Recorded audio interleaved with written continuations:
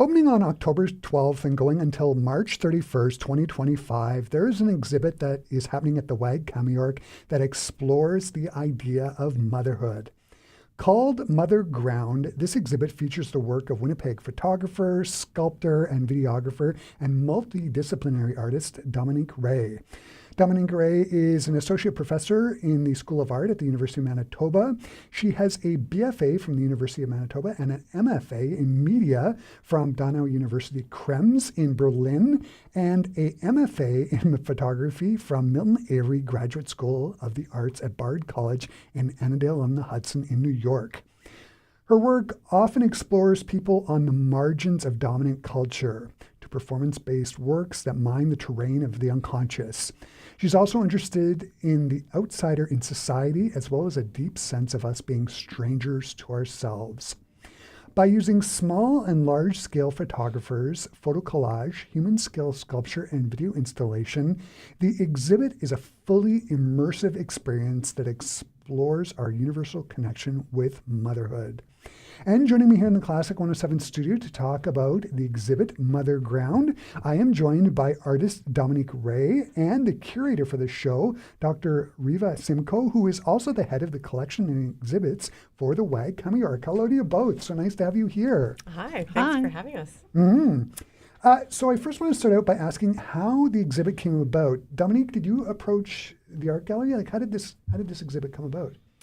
My work has been exhibited at the Winnipeg Art Gallery a number of times in group exhibitions, several actually. And so I think when you're starting to exhibit in a large institution like the WAG, is really about developing relationships, and it's something that comes about over time and over relationships and conversations and studio visits. So it's many years in the making, to be honest.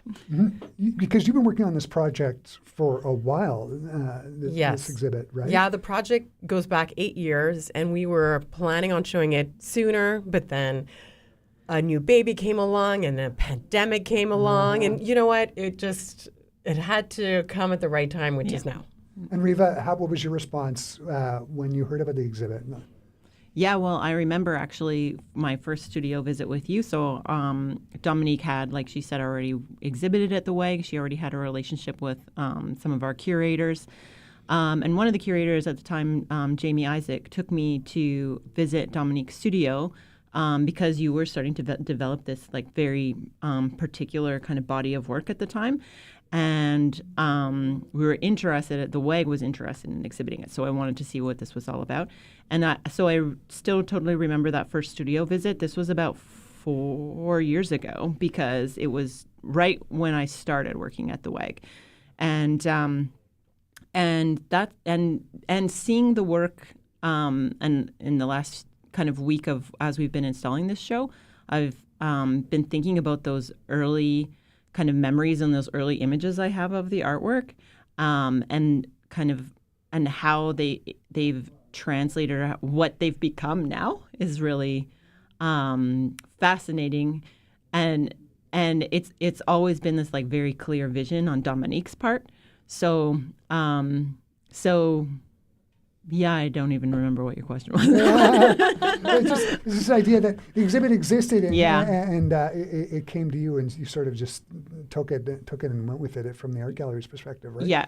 Yeah. We were, I think it's important for the WAG to be showing this work. This is the first kind of big solo exhibition dedicated to an artist who is thinking about the idea of motherhood itself and what that means. And it's, motherhood has been sort of a topic that's been relegated to the sidelines in art institutions. The figure of the mother has always been a more religious, spiritual figure, but it was in time for us to take a contemporary look at it. Yeah, and it sort of leads to my next question perfectly. Peripheral subjectivities and this idea of other is it's important for you, Dominique. Why?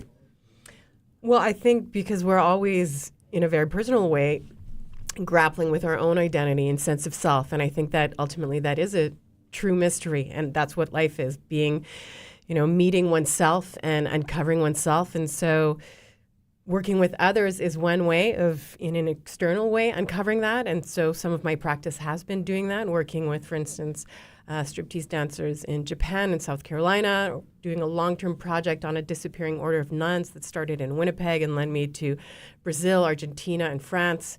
And so, those are examples of women who are really not in this very typical way of life and who've made very specific choices, which are not, the norm necessarily. And at the same time, I've often pointed the camera at myself to try to uncover these unconscious versions of myself. But now in this case, motherhood, I think, is a vast topic. It's a universal one at the same time. And as Riva was stating, I think it's been somewhat sidelined because for a long time, certainly in contemporary art, topics where we're looking specifically at the lived experiences of women have been perceived as less than interesting or important. And so there's still a very dominant patriarchal order in place, but those are not the reasons why I've done this project. It's really coming from a place of curiosity and passion for the subject matter. Childbirth, it's obviously a very exciting and emotional time. What is it about pregnancy and birth that you wanted to communicate to patrons and have them explore in this exhibit? I'll ask the question to both of you, actually. And Dominique, maybe I'll start with you. Yeah, I think there's really a lot of parallels, actually, between creative art practice, fertility, and maternity. I think we're talking about the creation. We're talking about that in a very vast way.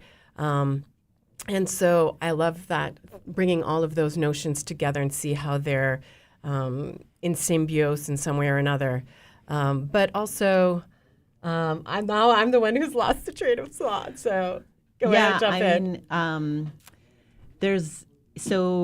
And when you say that when you describe the exhibition about being about birth and motherhood, it is to a degree, and it's about that experience because that's Dominique's lived experience with her children, who all feature in the work. So it is very much a self-portrait. Kind of in that way, but as the viewer, you're not reading it as the self-portrait. So for me, it's not even necessarily about motherhood necessarily, but it's about the connections you make with your family members, the connections you make as individuals, the idea of balance in your life, balance in all of the things you do, balance within your relationships.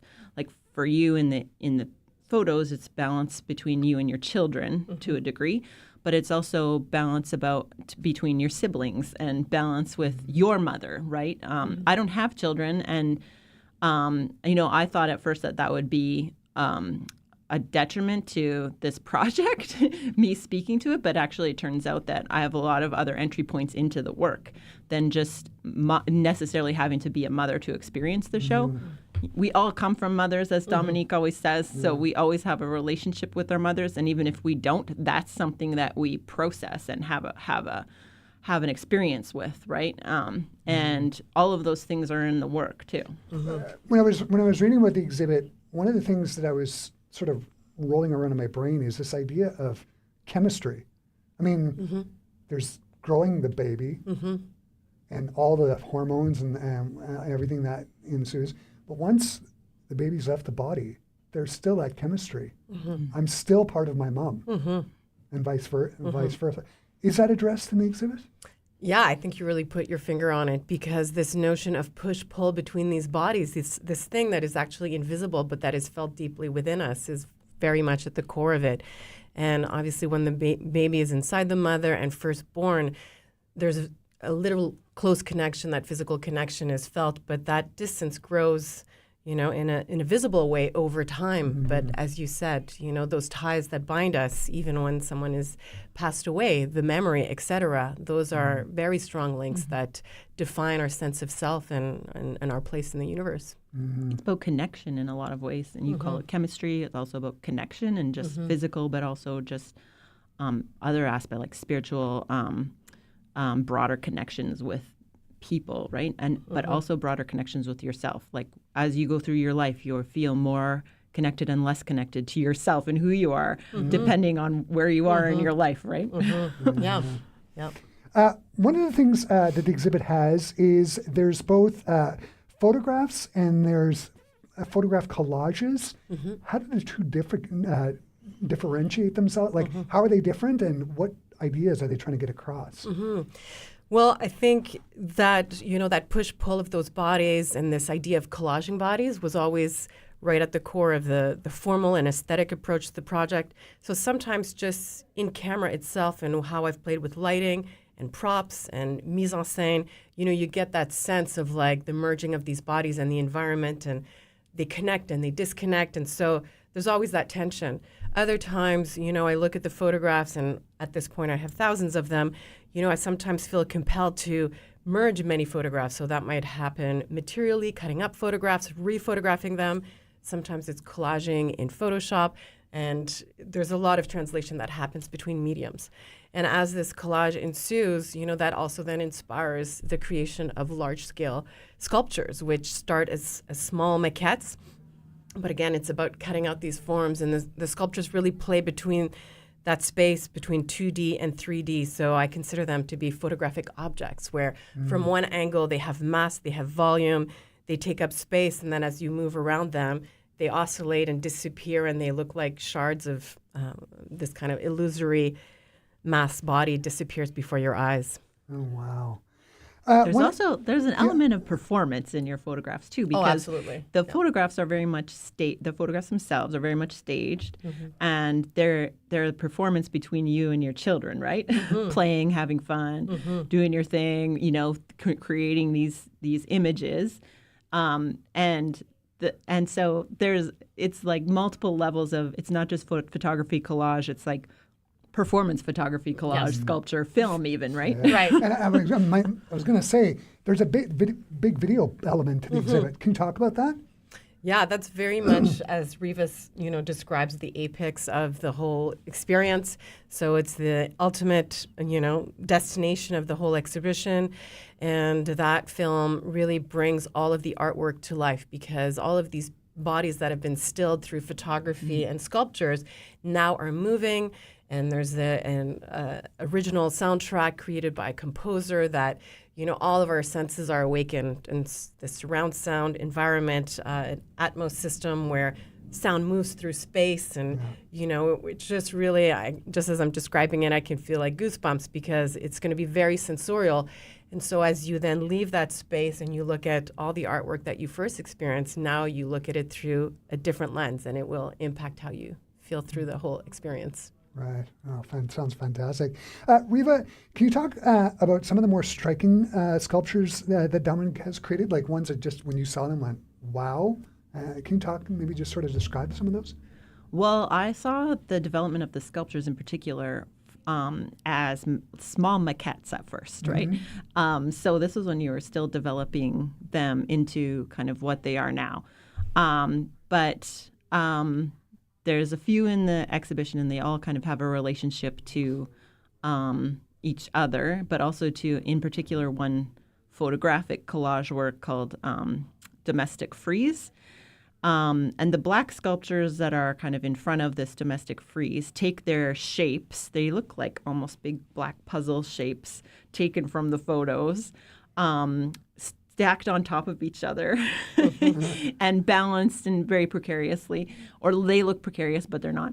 And they because the material is this black, shiny, beautiful, smooth acrylic, the image of the domestic frieze photograph is reflected off of them. And also yourself, like I can see myself, the viewer can see themselves in the reflection of the sculptures too, and that really puts you into the work as well. Right. In a way that, again, is like very experiential, that you can't miss them. They're very striking. They immerse you. They force you to kind of interact with them. As the person who curated the show, did it create any sort of like logistical challenges, like in regards to video, sound? Like, in an exhibit like this, there's got to be, you're creating a mood as well as an art. Can you talk about, were there any? Oh, yes, a number of logistical issues.